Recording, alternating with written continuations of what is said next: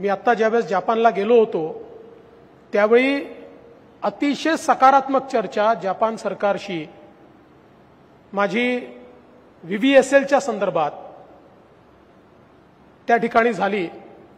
वर्सोवा ते विरार ही सगळ्यात मोठी सीलिंग तयार करण्याच्या संदर्भात किंवा मुंबईचं जे फ्लड मिटिगेशन आहे टोकियोच्या धर्तीवर तशाच प्रकारचं फ्लड मिटिगेशन हे मुंबईमध्ये करायचं या संदर्भातला एक प्रोजेक्ट की ज्याला अतिशय सकारात्मक अशा प्रकारचा प्रतिसाद हा जपान सरकारने दिला आणि त्याही संदर्भात आपलं काम पुढे चाललंय।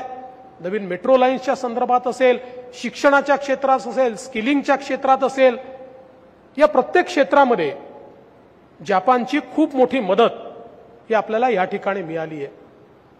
आणि मला विश्वास आहे की हे जे काही पायाभूत सुविधांचं कार्य या महाराष्ट्रामध्ये 2014 नंतर आपण सुरू केलं, आज हे कार्य जेव्हा पूर्ण होईल त्यावेळी महाराष्ट्र इन्फ्रास्ट्रक्चरली देशातल्या अग्रगण्य राज्यात आधी होताच, पण अशा परिस्थितीमध्ये पोहोचेल, अशा स्थितीत पोहोचेल की कदाचित इतर राज्यांना आपल्यापर्यंत यायला बराच कालावधी लागेल। इतक्या मोठ्या प्रमाणात आपण ही कार्य हातामध्ये घेतली आहेत, ही कार्य आपण पूर्ण करतोय।